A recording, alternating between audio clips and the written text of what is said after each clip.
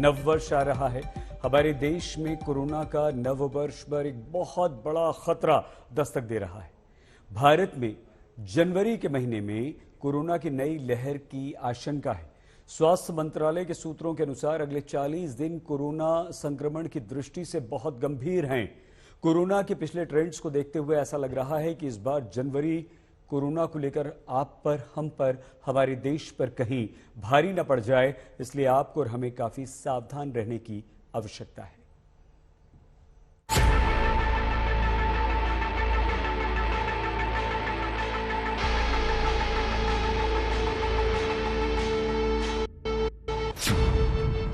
चालीस दिन बाद भारत में कोरोना की सुनामी।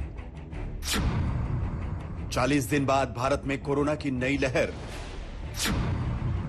40 दिन बाद भारत में कोरोना से खलबली। ये सवाल सच होते दिख रहे हैं।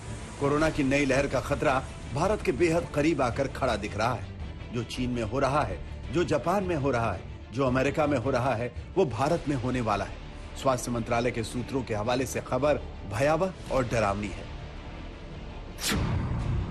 सूत्रों की माने तो जनवरी 2023 में कोरोना के केस में बड़ी बढ़ोतरी हो सकती है। भारत में कोरोना की एक और लहर के हालात बनते दिख रहे हैं।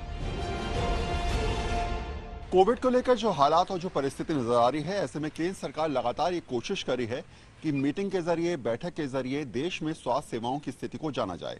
हालांकि ये भी कहा जा रहा है कि भारत में कोविड की स्थिति अगर बनती है तो ऐसे में अभी थोड़ा समय है जिसके लिए हम लोग तैयारी कर सकते हैं, और शायद यही वजह है कि आपात स्थिति से निपटने के लिए लगातार प्रिपरेशन की जा रही है।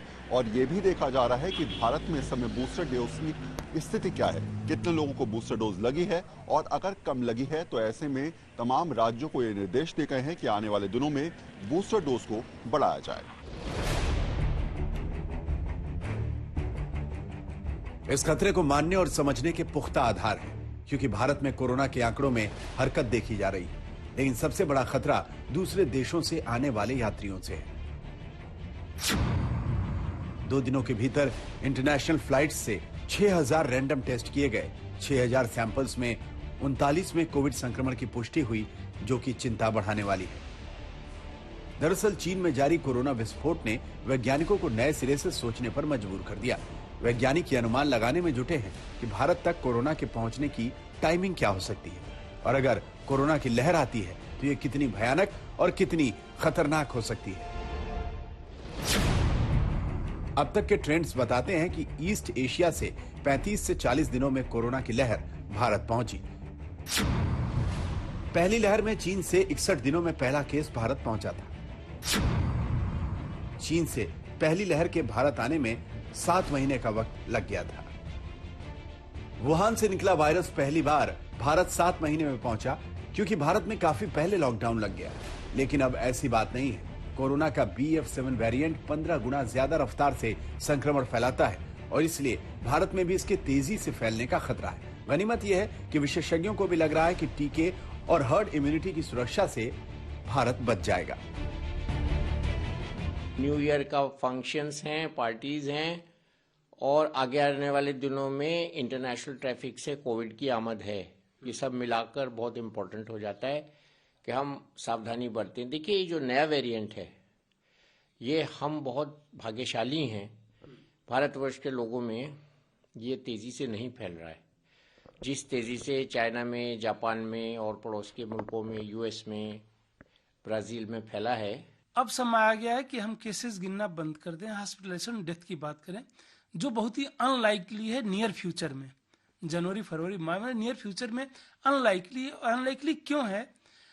ये जो है सबसे बड़ा कारण है इन जो कम्युनिटी लेवल हमें इम्यूनिटी मिली हुई है, और इम्यूनिटी मिली हुई है मेनली नेचुरल इन्फेक्शन से।